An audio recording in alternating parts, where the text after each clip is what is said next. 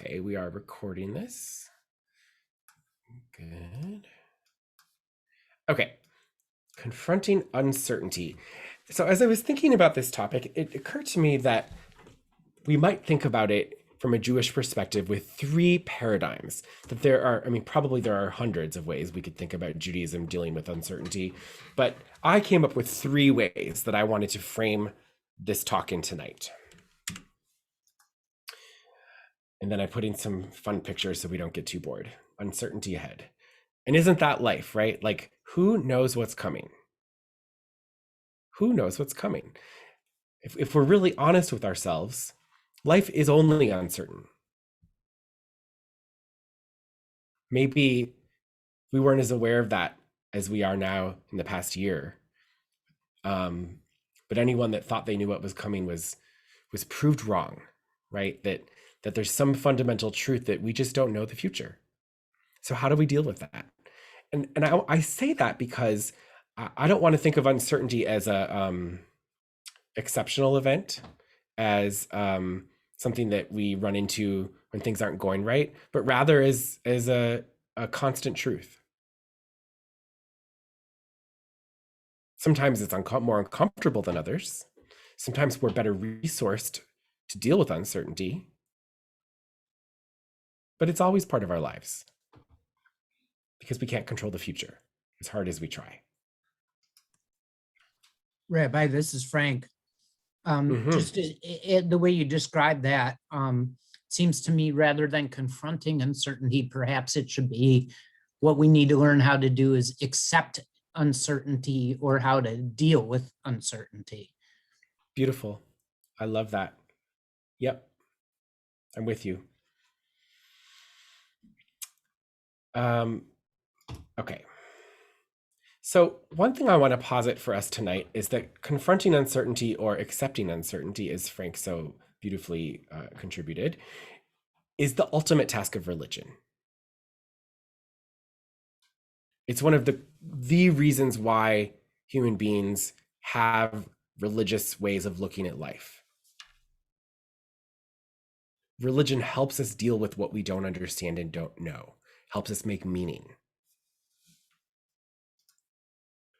Religion helps us deal with the big questions.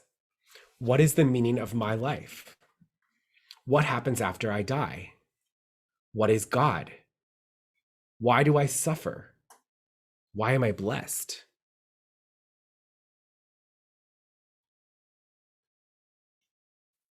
So, in a sense, we already have a way of confronting uncertainty. And it's simply by being Jewish, by doing Judaism. Now, don't worry, I'm going to get into more, but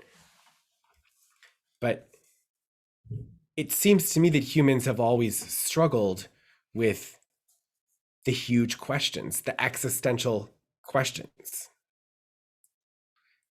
And religion and spiritual practice provides us with one way or many ways of encountering these questions.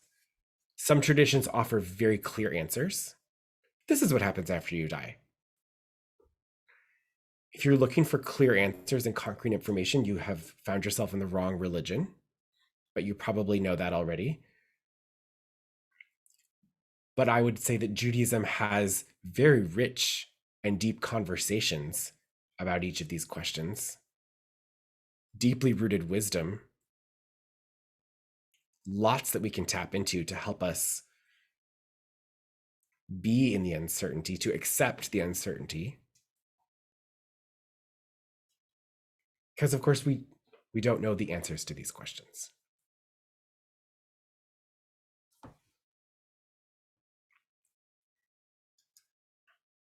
All right. Before I move on, questions so far, reaction so far? Anita? Thank you, Rabbi. It's so much fun to be here with you and everyone else. I find myself thinking about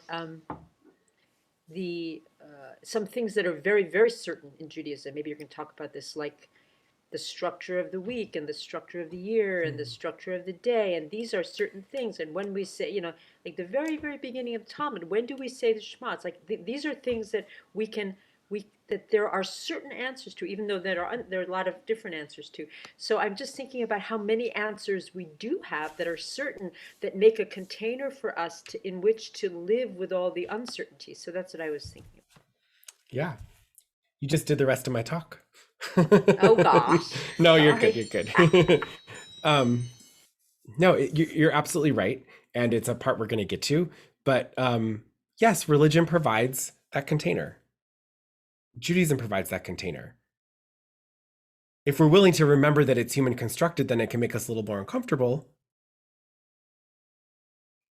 But also maybe we can appreciate its beauty and its wisdom. And that it's okay for things to be constructed. Okay, 3 Jewish paradigms for confronting uncertainty. So the first way that I want to talk about Judaism dealing with uncertainty is what I will call the Rabbinic Revolution. So thinking back to the ancient temple, what happened? It was destroyed. The second temple was destroyed, right? We know this story. And raise your hand if you're familiar with the story of Yochanan ben Zakkai. Rabbi Yochanan ben Zakkai. I know Rabbi Zarin is. And it's good to see you, sir. As the legend goes, as the temple was being destroyed, literally in flames, the Romans would not allow the Jews to take their leaders out of Jerusalem because they did not want this tradition to continue. But the students of Yochanan ben Zakkai, who was one of the early rabbis in our tradition, not a priest, an early rabbi, who was one of the founders of Rabbinic Judaism, knew that they needed to save Judaism.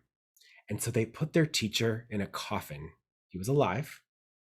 And they said to the guards, "We have to bury our teacher. You need to let us out of the city." And they did. And in that coffin went Judaism. And they took him, their teacher, their beloved teacher, to the city, the little village of Yavna outside of Jerusalem. And there they began a new way of doing Judaism. But how is it possible? How is that possible? Judaism could only happen at the temple. It could only happen with priests. It could only happen with sacrifice. When that temple was destroyed, Judaism was over. There was no moving Judaism. And yet they did. Yet they did. They turned sacrifice into prayer. Instead of there being a priestly caste, a hereditary caste of people who were in charge, anyone could be a Jewish leader if they learned enough by becoming a rabbi. Anyone. Well, any man at that time, but we fixed that eventually. Instead of Judaism only happening at the temple, God only hearing us at the temple, synagogues were invented. I bring up this paradigm of dealing with something and call it the Rabbinic Revolution because what those rabbis did was they took the uncertainty of the future and they were willing to radically change while still holding on to, I'm going to go back to that slide in a second, while still holding on to the essence of who they were. It's now a founding narrative of ours. The Judaism as we know it would be unrecognizable to the Jews of the Torah. Unrecognizable. So sometimes when we are dealing with uncertainty in our lives, we have to be willing to let go of things that we think we couldn't live without. Systems that we think are fundamental to who we are. Ways of being that we have always assumed are unshakable. And we have to be willing to invent something totally new. As my teacher, Rabbi Benay Lapi, says, it might not feel like Judaism to me, but it will to my grandchildren. Rabbi, can I ask you something? Yes? Do you think it's a matter of conscious, we're about to invent something new, or like an organic development, or it's probably not either or, but it's interesting hearing you say it. It's like, did they really like say, we're inventing this now, or it just was like what wanted to happen next?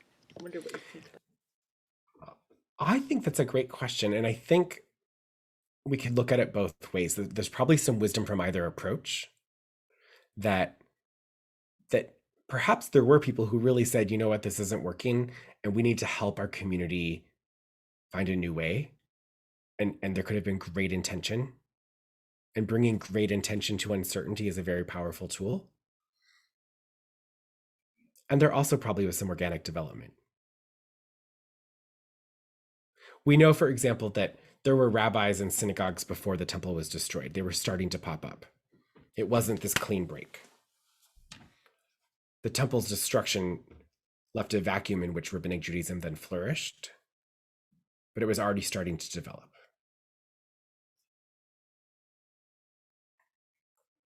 Other questions?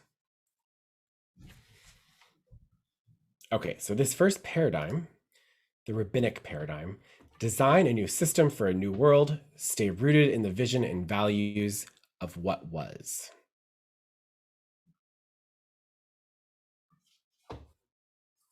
Okay. Number 2, Lech Lecha, the faith of Abraham and Sarah. So we have this famous story in the book of Genesis. Vayomer Adonai el Avram, Lech Lecha me'artzecha umimlodecha umibeit avicha el ha'artz asher arecha. God said to Avram, go forth from your native land and from your father's house to the land that I will show you. And in this moment, we have one of the great acts of faith in Judaism. Abraham and Sarah had no idea what the future would hold. It was the ultimate uncertainty. They were told by a God they could not see to leave everything they knew for something different. And they did. They followed their hearts and their sense of faith of what was right and good and possible, and they went. So sometimes, and we don't talk about this as much, I think, in liberal Judaism, because we get a little nervous about faith. But sometimes we don't know what the future will hold. There is some sense of faith. We have to hand it over to God, accepting that we're not in charge of everything.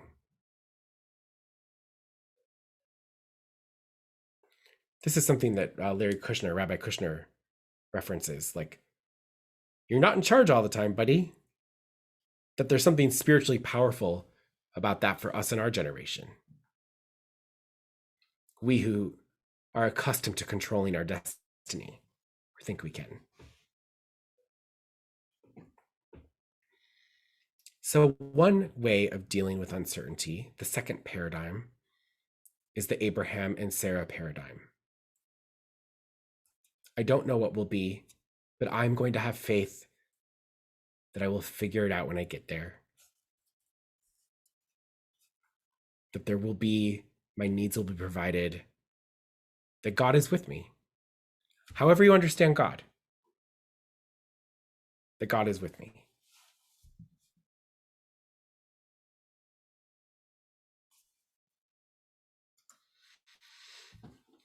So I would summarize the Abraham and Sarah paradigm as let go of trying to know. You can't always control, and we have a contract with God. Let go of trying to know. You cannot control everything. And in a Jewish framework, we have a brit, we have a covenant, we have a contract with God. I was a rabbinic student interning with a rabbi in Minnesota that I grew up with, who's a dear mentor and friend of mine. And I was doing a hospital visit with her to a congregant who was dying and her family. And she and they were very afraid of her death. There was a lot of uncertainty, right? And I learned something from her. The room was kind of full of nervous energy. People were talking, people were trying to figure out what the doctors could do. And she just calmed everyone down and said, Judaism believes that after you die, you go to a good place and you will be with the people you love. This is a liberal reform rabbi. We don't often make strong statements of faith like that. But in that moment, for that family, faith was what they needed to confront uncertainty.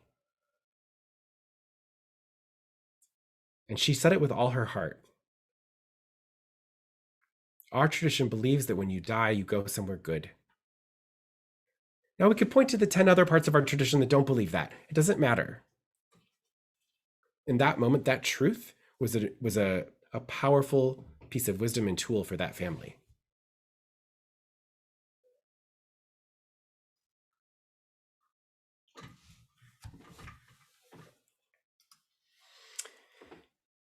And then the third paradigm, which Anita gave us a sneak preview about, which I really appreciate, is this great word, Seder, Sidur, and sacred order, just in time for Passover. So Seder means order. A Sidur, which is our prayer book, that word also means order. It's a book of order.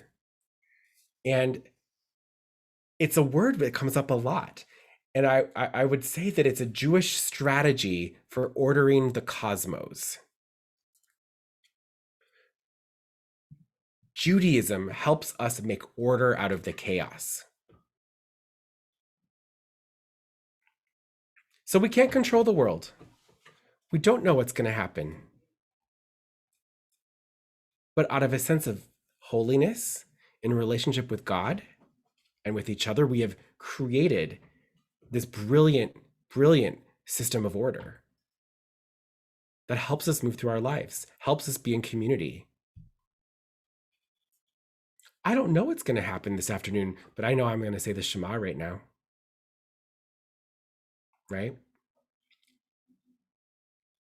I don't know how we're going to bring justice to the world, but when we tell this story of us being enslaved and becoming free,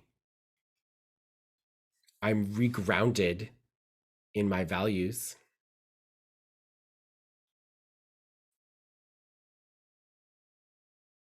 When I was a rabbinic student in Jerusalem, I prayed every single day. It's not something I do anymore, although I've had moments of going back to it. Actually, at the beginning of the pandemic, I started a regular prayer practice. It's a whole other question of rabbis' prayer practices. But when you pray the traditional liturgy every day, at least for me, I came to see that it's a story. That the prayers actually tell a story of their own, the order they're in. They tell the story of our people. And in the story of our people is contained all of the things that they have confronted, have had to deal with. So when we live in Sidur, in order, when we live in Seder, in these ordering rituals and holidays, Jewish time, the calendar, we are given access to all of the ways that our ancestors have figured out how to make order before us. They dealt with some stuff, you know? So do we.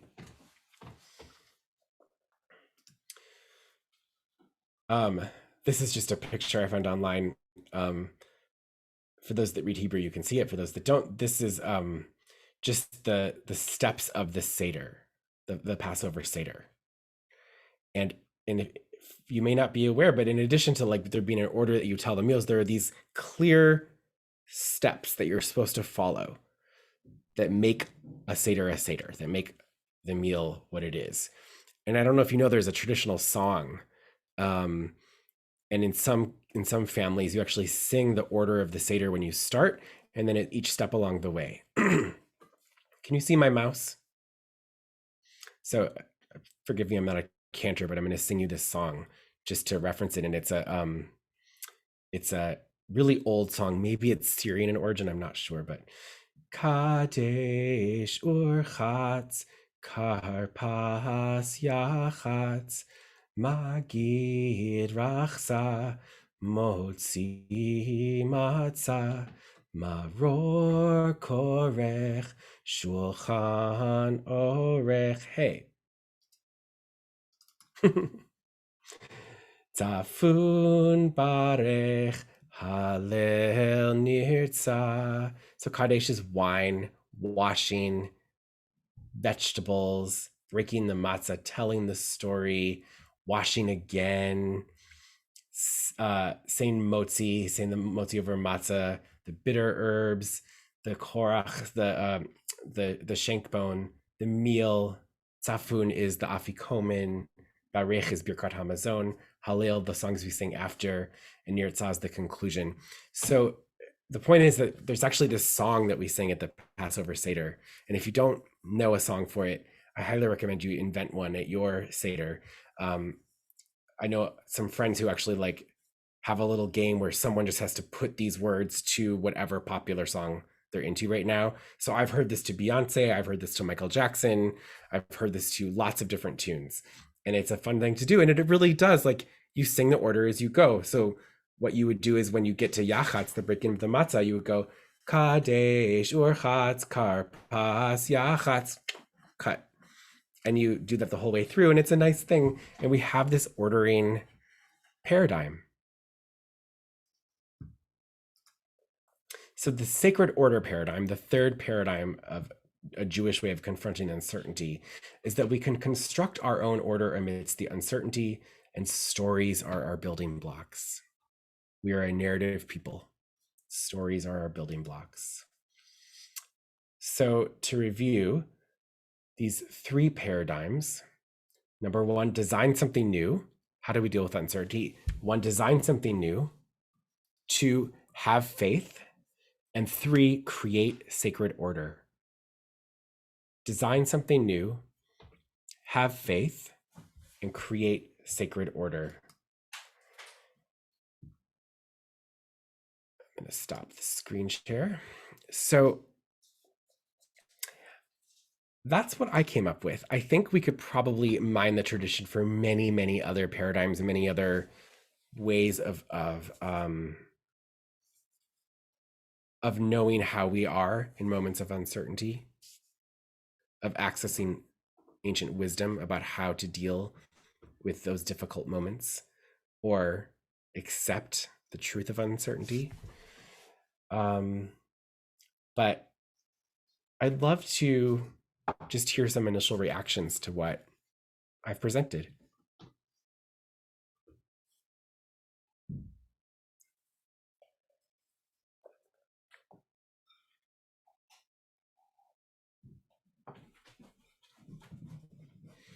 All quiet.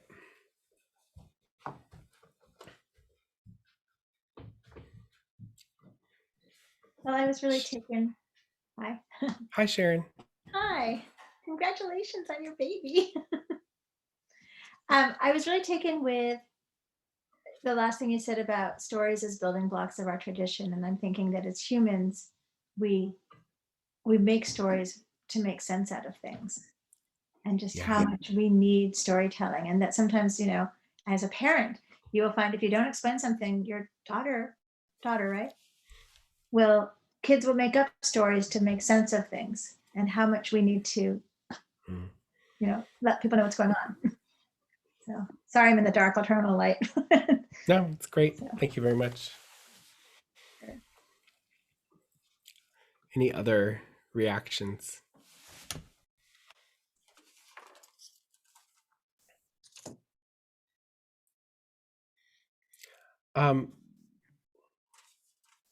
Anyone want to share, and maybe we'll stop the recording for this part if we're recording, but Would I anyone think, want to share? Rabbi, excuse me, I think Jill was going to say something, but it was hard Oh, for I her to unmute apologize. herself. Please